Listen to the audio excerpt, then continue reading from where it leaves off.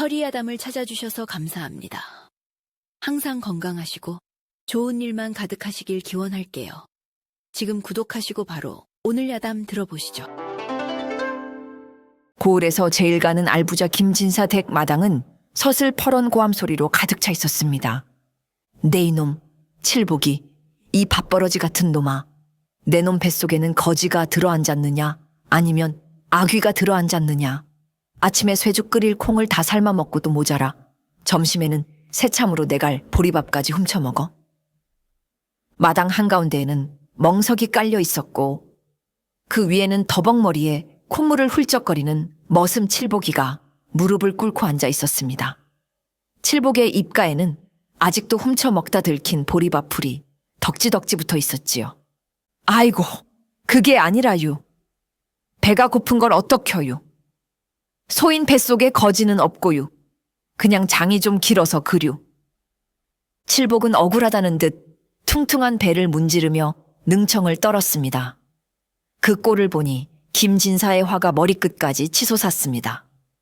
이놈이 말대꾸는 여봐라. 당장 저놈을 멍석에 둘둘 말아라. 몽둥이 찜질을 해서 뱃속에 든 밥알이 튀어나오게 만들어주마. 김진사의 호령에 건장한 머슴들이 몽둥이를 들고 달려들었습니다. 칠복은 아이고 사람 살려. 밥 좀 먹은 게 죽을 죄여유. 하며 멍석 위를 대굴대굴 구르며 피하는 척했습니다. 집안 식솔들이 모두 나와 혀를 차며 구경하고 있었지요.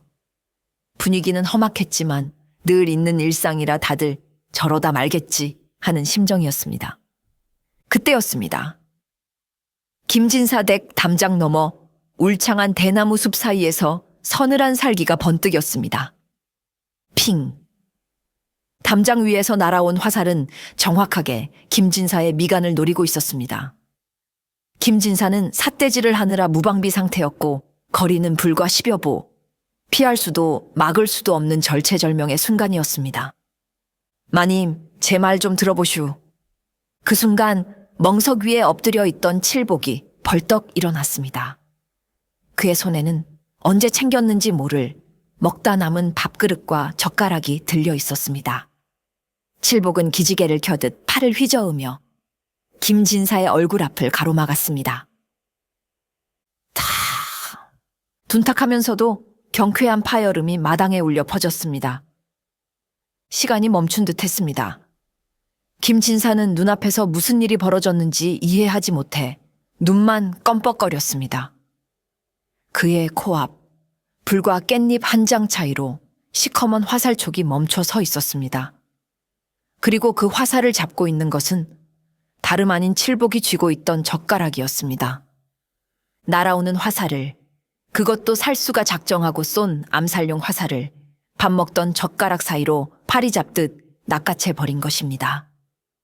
화살의 깃이 파르르 떨리며 그 위력을 증명하고 있었지만 칠복의 손은 미동도 하지 않았습니다. 장내는 찬물을 끼얹은 듯 고요해졌습니다. 몽둥이를 들고 있던 머슴들은 입을 딱 벌린 채 얼어붙었고 옥분이와 참모들은 비명조차 지르지 못했습니다. 칠복은 젓가락 사이에 끼인 화살을 짐짓 신기하다는 듯 요리조리 돌려보았습니다. 그리고는 콧물을 훌쩍 들이마시며 김진사를 향해 해벌쭉 웃었습니다. 어우 마님, 파리가 꽤 크네요. 하마터면 마님 이마에 앉을 뻔했어요. 제가 잡았으니께 보리밥 훔쳐먹은 건 이걸로 퉁치면 안 될까요? 그의 말투는 여전히 어눌하고 바보 같았지만 젓가락에 들린 화살은 결코 바보의 장난감이 아니었습니다. 김진사는 다리에 힘이 풀려 툇마루에 주저앉았습니다. 식은땀이 등줄기를 타고 흘러내렸습니다. 방금 전까지 자신의 목숨이 저승 문턱을 넘다 돌아왔다는 사실이 믿기지 않았습니다. 그는 떨리는 손으로 칠복이 내민 화살을 받아들었습니다. 화살촉에는 푸르스름한 독이 발라져 있었습니다. 스치기만 해도 즉사할 맹독이었습니다. 이게 정말 화살이란 말이냐? 김진사는 담장 쪽을 바라보았습니다. 하지만 자객은 이미 칠복이 화살을 잡는 것을 보고 기겁하여 도망친 뒤였습니다. 대나무 숲은 죽은 듯 고요했습니다. 칠복아, 네가 이걸 어떻게 잡았느냐? 김진사가 믿을 수 없다는 눈으로 칠복을 올려다 보았습니다. 평소 밤만 축내고 잠만 자는 칠복이 무림 고수일 리는 만무했습니다. 그렇다면 이것은 우연인가? 천운이 따랐던 것인가? 칠복은 머리를 긁적이며 밥풀 묻은 얼굴로 대답했습니다. 글쎄요, 파리인 줄 알고 젓가락질을 했는데 웬 꼬챙이가 잡히지 뭡니까요? 제가 원래 밥상 위에서는 젓가락질이 좀 빠르잖아요. 콩자반 집어먹던 실력으로다가 확 낚아챘지요. 너무나 태연하고 멍청한 대답에 김진사는 맥이 탁 풀렸습니다. 허허, 젓가락질로 화살을 잡다니. 기가 찰 노릇이로구나. 주변에 있던 하인들도 웅성거리기 시작했습니다. 역시 칠복이 형님은 운 하나는 타고났다니까. 그러게.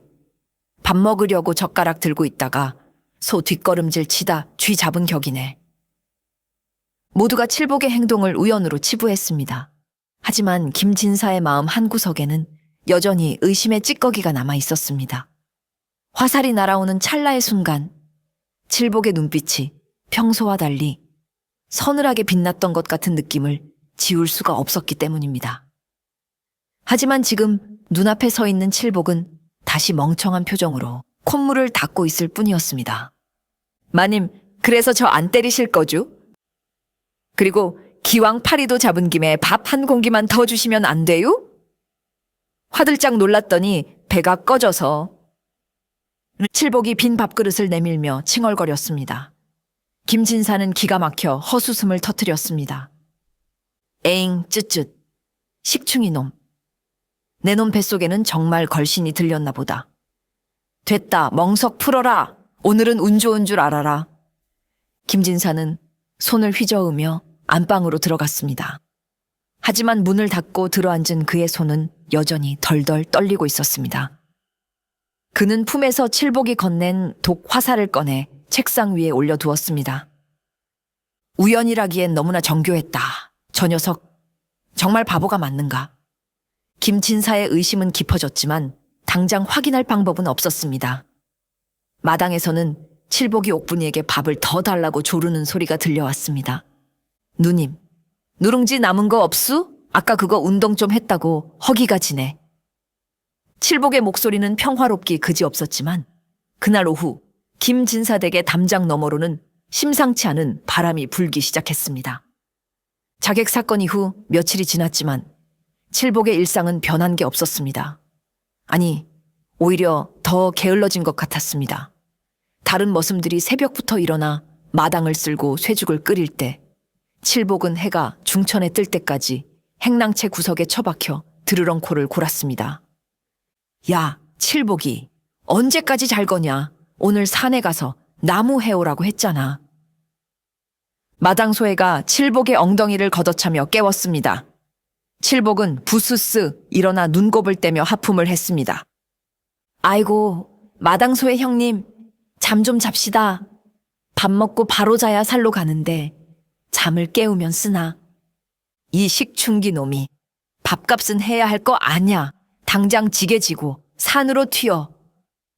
칠복은 투덜거리며 지게를 지고 산으로 향했습니다. 다른 머슴들은 나무 한 짐 해오는데 2시즌이면 충분했지만 칠복은 반나절이 꼬박 걸렸습니다. 머슴들은 칠복이 산속, 어디 나무 그늘에 누워 낮잠이나 자다 오는 게 분명하다고 수군거렸습니다. 하지만 사실은 달랐습니다. 칠복은 산 입구에 들어서자마자 걸음걸이가 바뀌었습니다. 터덜터덜 걷던 발걸음은 소리 없이 가벼워졌고 구부정한 허리는 곧게 펴졌습니다. 그는 나무를 하러 가는 것이 아니라 산새를 일그러 가는 것이었습니다. 칠복은 바위 위에 걸터 앉아 눈을 감았습니다. 그리고 귀를 열었습니다. 바스락. 백포. 밖에서 다람쥐가 도토리를 굴리는 소리. 푸드덕. 산등성이 너머에서 매가 날아오르는 소리. 저벅, 저벅. 그리고 십리박 산채에서 도적들이 훈련하며 땅을 밟는 진동 소리까지. 칠복의 귀는 천리안보다 더 정확하게 세상의 소리를 읽어냈습니다. 그는 바람 소리를 통해 산의 지형을 파악하고 짐승의 발자국 소리를 통해 숲의 변화를 감지했습니다. 그는 김진사 댁을 노리는 자들의 기척이 있는지, 수상한 자가 마을에 들어왔는지를 매일같이 감시하고 있었던 것입니다. 북쪽 산채놈들이 움직임이 심상치 않구만. 쇠붙이 가는 소리가 요란해. 칠복은 혼잣말을 하며 바닥에 떨어진 삭정이들을 주워 담았습니다.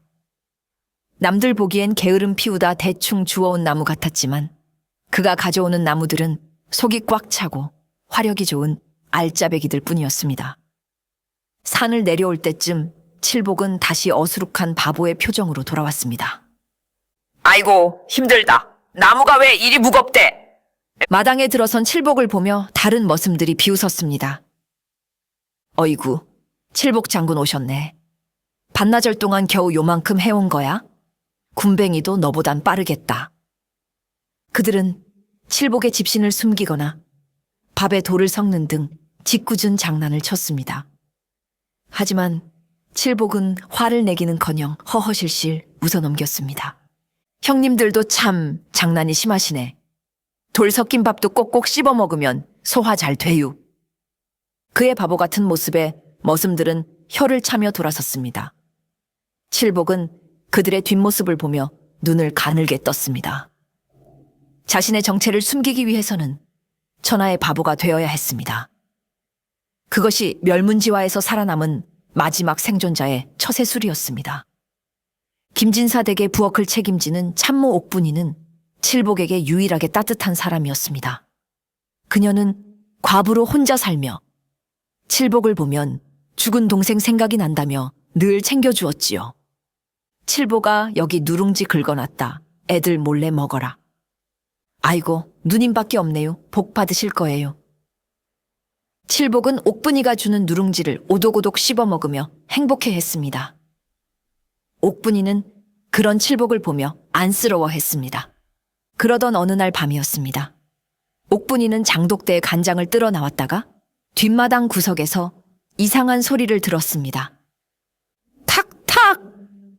규칙적으로 무언가 부딪히는 소리였습니다. 옥분이는 호기심에 소리 나는 쪽으로 살금살금 다가갔습니다. 그곳에는 칠복이가 서 있었습니다. 달빛 아래 선 칠복의 모습은 평소와 달랐습니다. 구분등이 펴져 있었고 표정은 진지했습니다. 칠복은 발밑에 있는 작은 돌멩이를 주워 들었습니다. 그리고는 허공을 향해 가볍게 손목을 튕겼습니다. 피용. 돌멩이는 바람소리를 내며 날아갔습니다. 그리고 100발자국도 더 떨어진 감나무 꼭대기, 아주 가느다란 썩은 가지 하나를 정확하게 맞췄습니다. 뚝! 가지가 부러져 바닥으로 떨어졌습니다. 옥분이는 입을 틀어 막았습니다. 어둠 속에서 그것도 저 먼 거리에 있는 작은 가지를 돌멩이 하나로 맞히다니.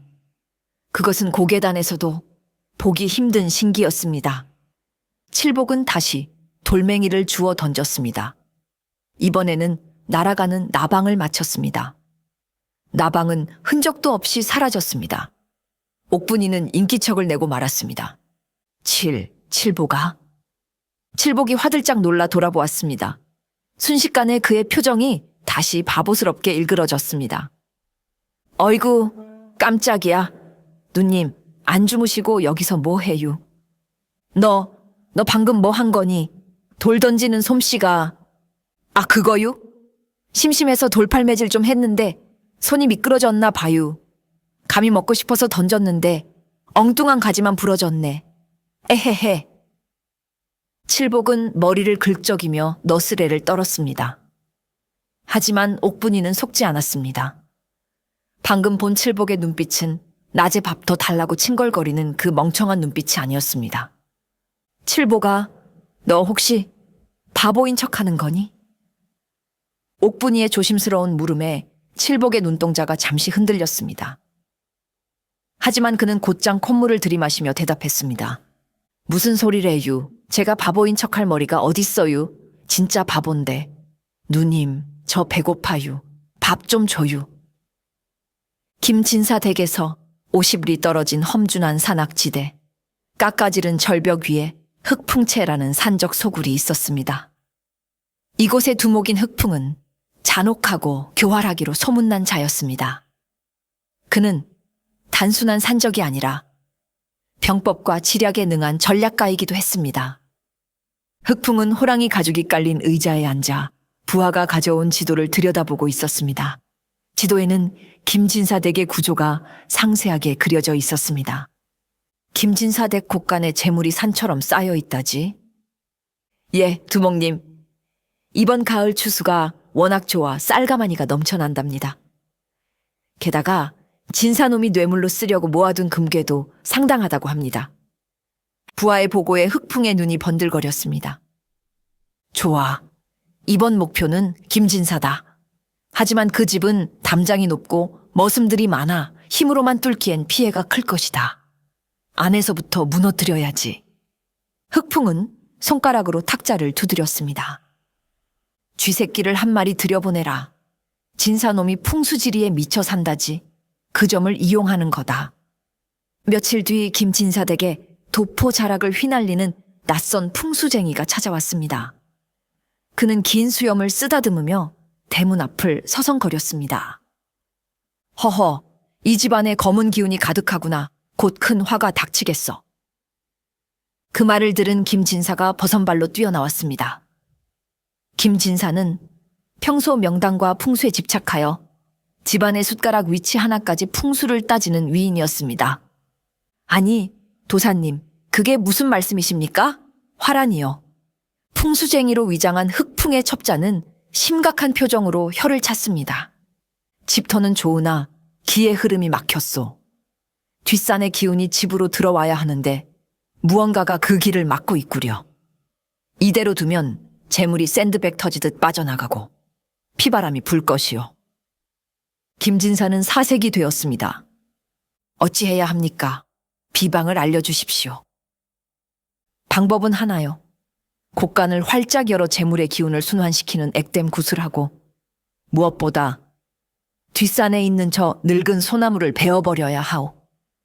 저 나무가 바로 집안의 숨통을 조이는 흉물이라오. 첩자가 가리킨 것은 김진사 댁 뒷산에 서 있는 수백 년 된 거대한 소나무였습니다. 그 나무는 대대로 김진사 가문을 지켜온 수호목이었습니다. 하지만 공포에 질린 김진사의 귀에는 첩자의 말이 진리처럼 들렸습니다.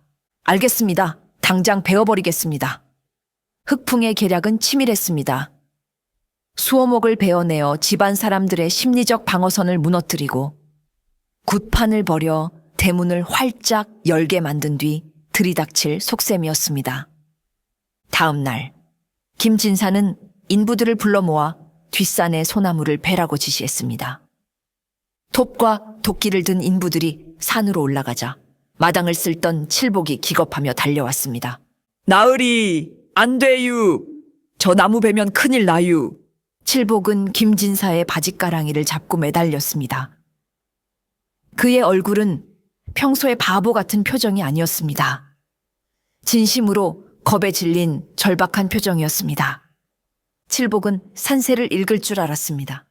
저 소나무는 단순히 오래된 나무가 아니라 산의 지기를 잡아주고 산사태를 막아주는, 그리고 무엇보다 삿된 기운을 막아주는 천연의 방패였습니다. 그 나무가 사라지면 산의 기운이 흉하게 변해 짐승들이 마을로 내려오고 나쁜 기운이 집안으로 들이닥칠 것임을 본능적으로 알고 있었습니다. 이 밥벌어진 놈이 어디 감히 주인의 앞길을 막아 썩 비키지 못해. 김진사는 칠복을 발로 걷어찼습니다. 나으리, 제발유. 저 나무에는 신령님이 살고 계셔유. 저걸 베면 호랑이가 내려오고 도둑이 끌어유. 제발 다시 생각해 주세요. 칠복은 바닥에 뒹굴면서도 김진사의 다리를 놓지 않았습니다. 그의 눈에는 눈물이 그렁그렁했습니다. 하지만 이미 풍수쟁이의 말에 홀린 김진색의 칠복의 말은 미친 소리로밖에 들리지 않았습니다. 재수 없는 소리. 도사님이 저게 흉물이라는데 내 놈이 뭘 안다고 떠들어? 여봐라. 이 놈을 광에 가둬라. 하인들이 달려들어 칠복을 끌어냈습니다. 칠복은 끌려가면서도 목이 터져라 소리쳤습니다. 안 돼유, 나으리 후회하실 거예요. 결국 톱질 소리가 산을 울렸습니다. 우지끈 하는 굉음과 함께 수백 년간 마을을 굽어보던 거대한 소나무가 쓰러졌습니다. 쿵 하고 땅이 울릴 때 광에 갇힌 칠복은 눈을 감고 깊은 한숨을 내쉬었습니다. 아이고, 둑이 터져 버렸네. 이제 어쩐다냐. 나무가 쓰러지자마자 거짓말처럼 하늘이 어두워졌습니다. 먹구름이 몰려오는가 싶더니 산에서 수백 마리의 까마귀 떼가 날아올라 김진사 댁 지붕 위를 빙빙 돌기 시작했습니다. 깍! 깍! 재수없는 울음소리가 집안을 가득 채웠습니다. 하인들은 겁에 질려 옹성거렸습니다. 이거 정말 나무를 베서 그런 거 아니에요? 분위기가 영. 게다가 부엌에서는 옥분이가 비명을 질렀습니다. 마님,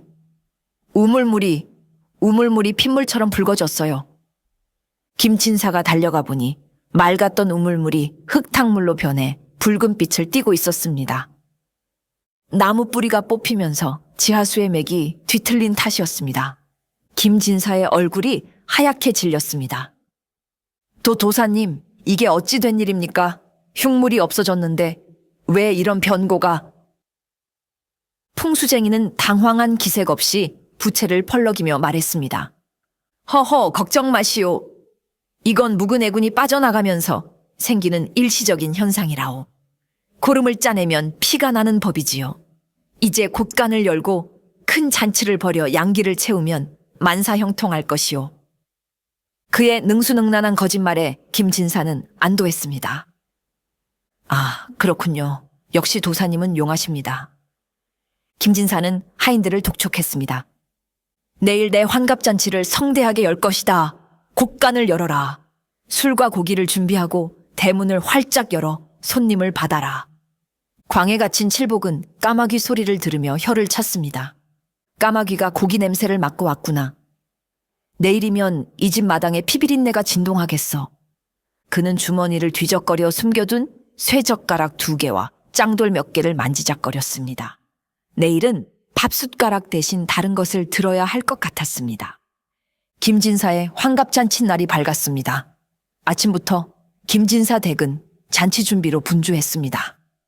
고소한 기름 냄새와 풍악 소리가 담장을 넘었습니다. 김진사의 명대로 대문은 활짝 열려 있었고 동네 사람들은 물론 지나가던 나그네들까지 불러들여 술과 음식을 대접했습니다. 자자, 많이들 드시오. 오늘은 좋은 날이니.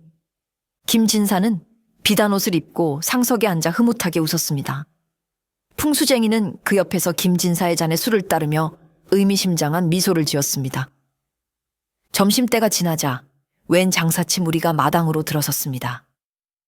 등에는 보찜을 지고 허리에는 전대를 찬 건장한 사내들이었습니다. 좋기 50명은 되어 보였습니다. 지나가던 상단입니다만 잔칫날이라 하여 들렀습니다. 술 한 잔 얻어 마실 수 있겠습니까? 선두에 선 사내가 굵은 목소리로 물었습니다. 삿갓을 깊게 눌렀어 얼굴이 잘 보이지 않았지만 턱수염이 덥수룩한 것이 예사롭지 않아 보였습니다. 바로 흑풍이었습니다. 오, 어서들 오시오. 자리가 좁지만 앉으시오. 김진사는 의심 없이 그들을 받아들였습니다. 사내들은 마당 곳곳에 자리를 잡고 앉았습니다. 그들은 술을 마시는 척하며 매의 눈으로 집안 구조와 도망칠 곳, 그리고 곳간의 위치를 살폈습니다. 광에서 풀려나 마당 구석에서 설거지를 돕던 칠복은 그들이 들어서는 순간 멈칫했습니다. 발소리가 무겁다. 보통 장사치라면 짐 무게 때문에 발소리가 둔탁해야 하는데 이들의 발소리는 묵직하면서도 날랬습니다. 그리고 옷자락이 스칠 때마다 미세하게 들려오는 쇳소리. 짤그랑 척. 그것은 엽전 소리가 아니었습니다. 옷 속에 숨긴 칼과 도끼가 부딪히는 소리였습니다. 칠복은 옥분이에게 넌지시 말했습니다. 누님, 오늘 밥상이 좀 험악해질 것 같네요. 혹시 무슨 일 생기면 솥단지 뒤로 숨으세요. 얘가 또 무슨 소리니? 재수없게. 옥분이는 핀잔을 주었지만 칠복의 눈은 웃고 있지 않았습니다. 술판이 무르익고 해가 뉘엿뉘엿 넘어가기 시작했습니다. 김진사는 술에 취해 얼굴이 불구죽죽해졌습니다. 얼쑤, 좋다. 오늘 밤새도록 마시자. 그때 상석에 앉아있던 풍수쟁이가 자리에서 일어나며 부채를 탁 접었습니다. 그것이 신호였습니다. 흑풍이 삿갓을 벗어 던졌습니다. 흉악한 얼굴이 드러났습니다. 자, 이제 잔치는 끝났다. 상 치워라. 흑풍의 고함과 동시에 얌전히 술을 마시던 50명의 장사치들이 일제히 품속에서 시퍼런 강철검과 도끼를 꺼내 들었습니다. 와! 그들은 순식간에 돌변하여 주변에 있던 하인들을 발로 차고 밥상을 뒤엎었습니다. 문 닫아라! 개미 새끼 한 마리도 살려 보내지 마라! 대문 근처에 있던 도적들이 육중한 대문을 쾅 닫고 빗장을 걸었습니다. 밖에서 구경하던 마을 사람들은 비명을 지르며 도망쳤고 안에 갇힌 사람들은 독 안에 든 쥐가 되었습니다. 이게 무슨 짓들이냐? 김진사가 소리쳤지만 풍수쟁이가 비수를 꺼내 김진사의 목에 겨누었습니다. 조용히 해. 이 늙은이야. 목청이 좋아서 오래 살겠어. 도사님. 도사는 무슨, 나는 백귀파의 책사다. 내 놈 탐욕 덕분에 아주 쉽게 들어왔구나. 잔치장은 순식간에 아수라장이 되었습니다. 부녀자들은 비명을 지르며 마루 밑으로 기어들어갔고 남자들은 구석에 몰려 벌벌 떨었습니다. 도적들은 닥치는 대로 집기를 부수고 사람들의 폐물을 빼앗기 시작했습니다. 살려주세요. 다 가져가세요. 비명과 울음소리, 그릇 깨지는 소리가 뒤섞여 지옥도가 펼쳐졌습니다. 평화롭던 잔칫날은 피비린내 나는 약탈의 현장으로 변했습니다. 도적들은 부엌까지 들이닥쳤습니다. 여기 숨겨둔 술이랑 고기 다 내놔. 도적 하나가 옥분이의 머리채를 잡고 흔들었습니다. 아이고, 사람 살려, 칠보가? 옥분이가 비명을 질렀습니다. 그때 부엌 구석 쌀뚝 뒤에서 부스럭거리는 소리가 났습니다. 칠복이었습니다. 그는 이 난리통에도 밥그릇을 들고 쪼그리고 앉아 밥을 먹고 있었습니다. 칠복은 천천히 일어났습니다. 입가에 묻은 밥풀을 떼어 먹으며 길게 하품을 했습니다. 아따, 밥 좀 편하게 먹읍시다. 남의 잔치상 없는 건 어디서 배운 버르장머리래. 그의 목소리는 너무나 태연하고 나른해서 도적은 순간 당황했습니다. 뭐야 이 병신은? 죽고 싶어? 도적이 칼을 휘두르며 칠복에게 다가왔습니다. 밥맛 떨어지게 쓰리. 누님, 눈 좀 감고 계셔요. 먼지 나니께. 칠복은 밥그릇을 내려놓고 기지개를 켜듯 팔을 쭉 뻗었습니다. 굽었던 등이 우두둑 소리를 내며 펴졌습니다. 그의 눈빛에서 바보스러움이 사라지고 날카로운 정광이 스쳤습니다. 귀찮지만 밥값은 해야지. 부엌 칼을 든 도적 하나가 칠복을 향해 맹렬하게 달려들었습니다. 죽어라. 옥분이는 비명을 지르며 눈을 가렸습니다. 하지만 칠복은 피하거나 막을 생각도 하지 않았습니다. 그저 발밑에 굴러다니던 엄지손가락만한 조약돌 하나를 툭 하고 발로 차올려 손에 잡았습니다. 에잉, 귀찮게 시리. 거기 좀 서봐요. 칠복은 손목을 가볍게 튕겼습니다. 팔을 크게 휘두르는 것도 아니었습니다. 그저 밥상 위에서 파리를 쫓듯 무심한 동작이었습니다. 피융. 바람을 가르는 소리가 날카롭게 허공을 갈랐습니다. 달려오던 도적은 무엇이 날아오는지조차 보지 못했습니다. 퍽! 둔탁한 타격음과 함께 도적의 고개가 뒤로 젖혀졌습니다. 이마 한가운데에 시퍼런 멍이 들며 혹은 핏줄이 터져 피가 흘러내렸습니다. 으억! 도적은 비명도 지르지 못하고 허수아비처럼 뒤로 벌러덩 낮아빠졌습니다. 그런데 돌멩이의 위력은 거기서 끝이 아니었습니다. 도적의 이마를 맞고 튕겨나간 돌멩이는 그 뒤에 있던 장독대 항아리를 향해 날아갔습니다. 와장창 커다란 간장 항아리가 산산조각이 났습니다. 검은 간장이 바닥으로 쏟아져 내렸습니다. 사람들은 그 광경을 보고 입을 다물지 못했습니다. 사람의 머리를 맞고 튕겨나간 돌이 항아리를 깰 정도라니. 대체 처음에 던질 때 얼마나 큰 힘이 실려 있었다는 말입니까? 아이고, 아까운 간장. 누님, 저거 나중에 제가 다 치울게요. 칠복은 혀를 차며 쓰러진 도적을 발로 슬쩍 밀어보았습니다. 도적은 이미 기절해 흰자위를 보이고 있었습니다. 야, 너희들. 밥 먹을 땐 걔도 안 건드린다는데 예의가 없어. 예의가. 칠복이 짐짓 엄한 표정을 지으며 꾸짖자 주위에 있던 다른 도적들이 주춤거렸습니다. 방금 무슨 일이 일어났는지 이해할 수가 없었기 때문입니다. 그저 돌멩이 하나였는데 칼 든 장정이 나가떨어지다니. 저놈 뭐야? 돌을 던졌어? 조심해! 보통 놈이 아니야! 도적들이 긴장하며 포위망을 좁혀왔습니다. 다 같이 덤벼 돌멩이 몇 개 던진다고 겁먹을 것 같으냐? 도적 대장의 부하가 소리치자 대여섯 명의 도적들이 한꺼번에 칠복에게 달려들었습니다. 칼과 도끼, 몽둥이가 사방에서 날아들었습니다. 칠복은 아따, 성질들 급하네 라고 중얼거리며 마당에 널려있던 콩바구니를 발로 찼습니다. 촤르르륵! 노란 메주콩들이 허공으로 흩뿌려졌습니다. 칠복의 손이 보이지 않을 정도로 빠르게 움직였습니다. 그는 허공에 뜬 콩알들을 손가락으로 튕겨냈습니다. 타타타타탁. 콩알들은 마치 살아있는 총알처럼 날아갔습니다. 악! 내 눈! 으악! 손목이야! 달려들던 도적들이 비명을 지르며 뒹굴었습니다. 어떤 놈은 눈을 맞고 쓰러졌고 어떤 놈은 칼을 쥔 손목 혈자리를 정확히 맞아 무기를 떨어뜨렸습니다. 콩알 하나가 사람의 급소를 가격하니 쇠구슬보다 더 무서운 흉기가 되었습니다. 칠복은 멈추지 않았습니다. 그는 마당에 굴러다니는 숟가락, 젓가락, 심지어 깨진 기왓장 조각까지 손에 잡히는 대로 던졌습니다. 받아라 숟가락. 퍽! 숟가락이 회전하며 날아가 도적의 미간에 꽂히듯 박혔습니다. 옛다 기왓장. 기왓장 조각이 날아가 도적의 칼날을 부러뜨렸습니다. 칠복은 제자리에 가만히 서서 한 발자국도 움직이지 않았습니다. 그저 팔만 휘두를 뿐이었습니다. 하지만 그의 손을 떠난 모든 물건은 백발백중 도적들의 급소를 찾아갔습니다. 도적들은 공포에 질렸습니다.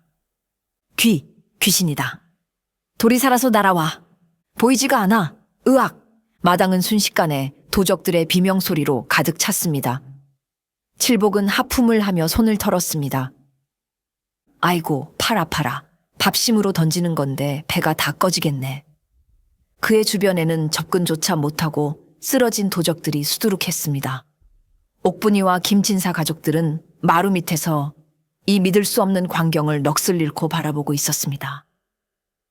저 게으름뱅이 칠복이가 혼자서 수십 명을 상대로 구판을 벌이고 있었으니까요. 부하들이 추풍낙엽처럼 쓰러지자 뒤에서 지켜보던 두목, 흑풍의 얼굴이 일그러졌습니다. 그는 자신의 정예 부하들이 고작 머슴한 놈에게 그것도 돌팔매질에 당한다는 사실을 참을 수 없었습니다. 비켜라, 쓸모없는 놈들. 흑풍이 고함을 지르며 앞으로 나섰습니다. 그는 등 뒤에 메고 있던 거대한 쌍도끼를 꺼내 들었습니다. 시퍼런 날이 선도끼는 보기만 해도 오금이 저릴 정도로 흉흉했습니다. 내 놈, 정체가 뭐냐? 그 솜씨는 단순히 돌 던지기로 배운 게 아니다. 흑풍이 살기 등등한 눈으로 칠복을 노려보았습니다. 칠복은 바지춤을 추스르며 해벌쭉 웃었습니다. 저요? 저는 그냥 밥 많이 먹는 머슴인데요. 돌 던지기는 어릴 때 새 쫓다가 좀 배웠슈. 새를 쫓아? 사람 뼈를 부러뜨리는 게 새 쫓는 솜씨라고. 나를 능멸하려 드는구나. 흑풍은 분노하여 땅을 박차고 달려들었습니다. 거구의 몸집이었지만 움직임은 날쌔습니다. 죽어라. 흑풍이 쌍도끼를 휘둘렀습니다. 바람을 가르는 소리가 묵직했습니다. 칠복은 짐짓 놀란 척하며 뒤로 물러섰습니다. 어이쿠, 살려주세요. 도끼날이 칠복의 옷자락을 스치고 지나갔습니다. 옷깃이 베어져 나갔습니다. 김진사는 비명을 질렀습니다. 칠복아, 조심해라. 그제야 김진사는 칠복의 뒷모습을 제대로 보았습니다. 평소 구부정하던 허리가 꼿꼿하게 펴져 있었고 어깨는 떡 벌어져 있었습니다. 도끼를 든 산적 두목 앞에서도 전혀 위축되지 않는 태산 같은 뒷모습이었습니다. 김진사는 깨달았습니다. 자신이 구박하던 그 식충기 머슴이 실은 이 집안을 지키고 있는 거대한 수호신이었다는 것을. 흑풍은 만만치 않은 상대였습니다. 그는 칠복이 돌을 던질 틈을 주지 않기 위해 끊임없이 몰아붙였습니다. 게다가 그는 비열한 수법도 서슴지 않았습니다. 이거나 먹어라! 흑풍이 발로 흙먼지를 차올렸습니다. 자욱한 먼지가 칠복의 시야를 가렸습니다. 안 보인다, 비겁한 놈! 옥분이가 소리쳤습니다. 흑풍은 그 틈을 타 도끼를 횡으로 휘둘렀습니다. 칠복의 허리를 두 동강 낼 기세였습니다. 하지만 칠복은 당황하지 않았습니다. 그는 오히려 눈을 지그시 감았습니다. 쉭! 바람소리가 들렸습니다. 도끼날이 공기를 가르는 미세한 파열음, 흑풍의 거친 숨소리, 발이 땅을 딛는 마찰음, 근육이 움직이는 소리까지. 칠복의 귀는 세상의 모든 소리를 잡아내어 머릿속에 지도를 그렸습니다. 오른쪽, 허리 높이. 칠복은 눈을 감은 채 상체를 뒤로 젖혔습니다. 쿵! 도끼날이 칠복의 배 위를 깻잎 한 장 차이로 스쳐 지나갔습니다. 흑풍이 헛손질의 중심을 잃은 순간 칠복은 눈을 감은 채로 정확하게 발을 뻗어 흑풍의 발목을 걸었습니다. 어딜 봐유? 여기 있는디. 쿠당탕! 천하의 흑풍이 흙바닥에 처박혔습니다. 그는 믿을 수 없다는 표정으로 고개를 들었습니다. 내 놈, 눈을 감고 피했느냐? 먼지가 들어가서유, 눈이 따가워서 좀 감았슈. 근데 아저씨 숨소리가 워낙 커서 어디 있는지 다 알겠구먼유. 황소마냥 씩씩거리니 원. 칠복은 귀를 후비며 깐죽거렸습니다. 흑풍은 수치심에 얼굴이 붉어지다 못해 검게 변했습니다. 청력의 달인. 소리만으로 세상의 기척을 읽는 경지. 그것이 칠복의 진짜 무기였습니다. 흑풍은 이성을 잃었습니다. 그는 벌떡 일어나 미친 듯이 도끼를 휘두르며 칠복에게 달려들었습니다. 이 요물 같은 놈, 갈갈이 찢어 죽여주마! 도끼의 기세가 더욱 흉포해졌습니다. 주변에 장독대가 깨지고 기둥이 찍혀 나갔습니다. 칠복은 계속 피하기만 해서는 끝이 없겠다고 판단했습니다. 아따, 끈질기네. 이제 그만 좀 합시다. 나 밥심 떨어졌어요. 칠복은 마당 한 구석에 놓여있던 맷돌을 발견했습니다. 콩을 갈 때 쓰는 육중한 돌덩어리였습니다. 보통 장정 2명이 낑낑대며 들어야 할 무게였습니다. 흑풍이 도끼를 머리 위로 치켜들고 내리찍으려는 순간 칠복은 한 손으로 맷돌의 손잡이를 잡았습니다. 으라치카! 칠복은 기압과 함께 맷돌을 한 손으로 번쩍 들어 올렸습니다. 팔뚝의 근육이 터질 듯 부풀어 올랐습니다. 이거나 먹고 떨어져라! 칠복은 맷돌을 흑풍을 향해 냅다 집어 던졌습니다. 휘잉! 맷돌이 무시무시한 회전을 하며 날아갔습니다. 흑풍은 눈앞으로 날아오는 거대한 돌덩어리에 기겁하여 도끼로 막으려 했습니다. 깡! 퍽! 맷돌은 흑풍의 강철 도끼를 부러뜨리고 그대로 흑풍의 가슴팍을 강타했습니다. 크악! 흑풍은 비명을 지르며 뒤로 5미터나 날아가 담벼락에 처박혔습니다. 담장이 무너져 내리며 흑풍을 덮쳤습니다. 맷돌은 바닥에 떨어져 뱅글뱅글 돌다가 멈췄습니다. 흑풍이 쓰러지자 남은 도적들은 전의를 완전히 상실했습니다. 그들은 무기를 바닥에 떨어뜨리고 덜덜 떨며 무릎을 꿇었습니다. 살려주십시오. 저희는 시키는 대로 했을 뿐입니다요. 칠복은 흙먼지를 털며 털썩 주저앉았습니다. 긴장이 풀리자 다시 어수룩한 표정이 돌아왔습니다. 아이고 허리야. 밥심으로 싸우는 건데 배가 다 꺼졌네. 누님 밥 남은 거 없슈. 그는 옥분이를 보며 배시시 웃었습니다.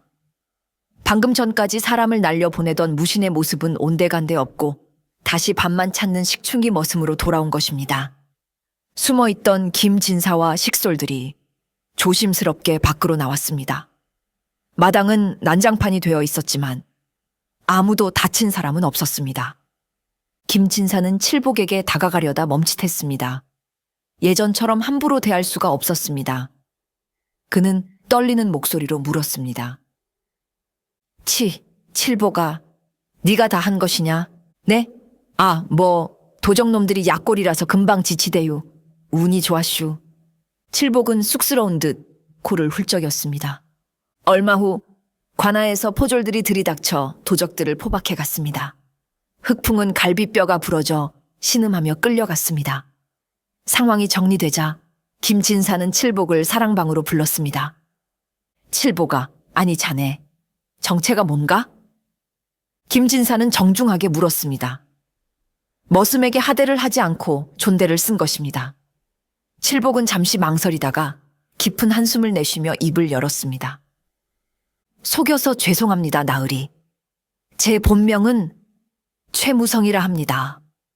최무성? 설마. 10년 전 영모로 몰려 멸문당한 훈련대장 최영감의 예, 그분의 막내 아들입니다. 김진사는 깜짝 놀라 입을 다물지 못했습니다. 칠복은 무관 명문가의 후손이었던 것입니다. 가문이 멸망할 때 저는 겨우 목숨만 건져 도망쳤습니다. 살기 위해서는 이름을 버리고 무예를 숨겨야 했습니다. 멍청한 바보로 살아야만 추적자들의 눈을 피할 수 있었으니까요. 그래서 이 댁에 들어와 머슴 노릇을 하며 숨죽이고 살았습니다. 칠복의 눈에 그동안의 서름과 한이 스쳐 지나갔습니다. 낮에는 바보 흉내를 내고 밤에는 홀로 돌을 던지며 무예를 연마했던 그 고독한 시간들. 하지만 오늘 도적놈들이 이 집안 식구들을 해치려는데 더 이상 숨어있을 수만은 없었습니다. 비록 머슴살이였지만 나으리와 누님은 저를 거두어 주신 은인이시니까요. 칠복의 고백을 들은 김진사의 눈에서 눈물이 주르륵 흘러내렸습니다.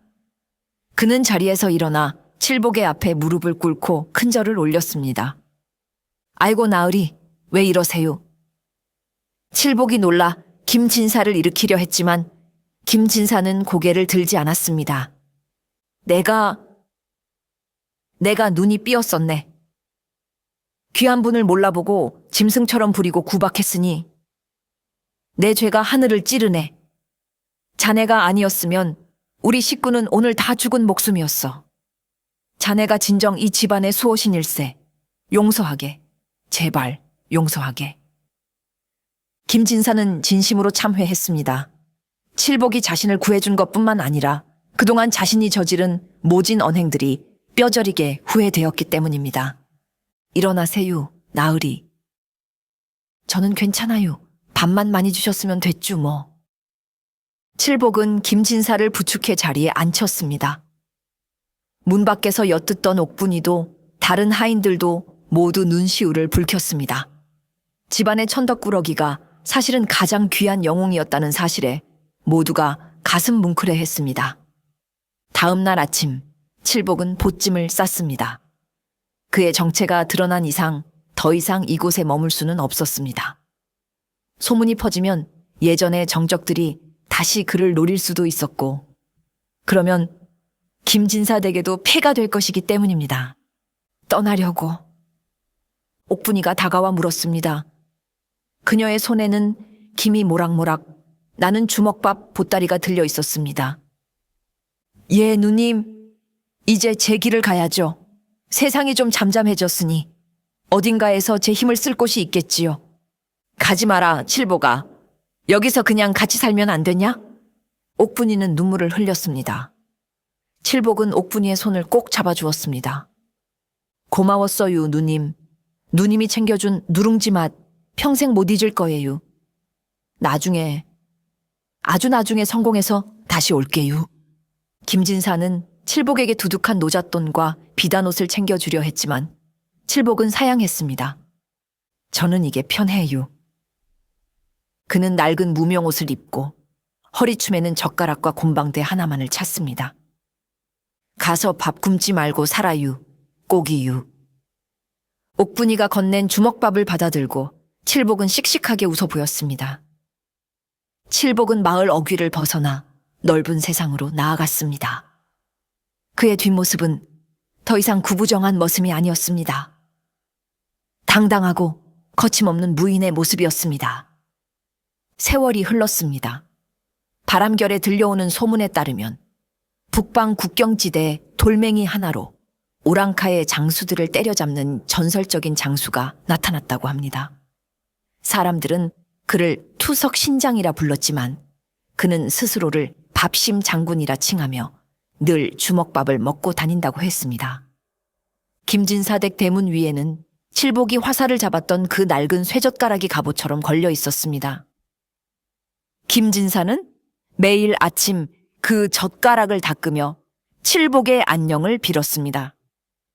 그리고 부엌에는 옥분이가 늘 칠복의 몫으로 밥 한 공기를 더 떠놓곤 했습니다. 언젠가 그가 훌쩍 돌아와 누님 밥 줘유 하고 외칠 날을 기다리며 밥만 축내던 식충이 머슴은 그렇게 전설이 되어 사람들의 가슴 속에 영원히 남았습니다. 그가 던진 것은 돌멩이가 아니라 희망과 용기였습니다.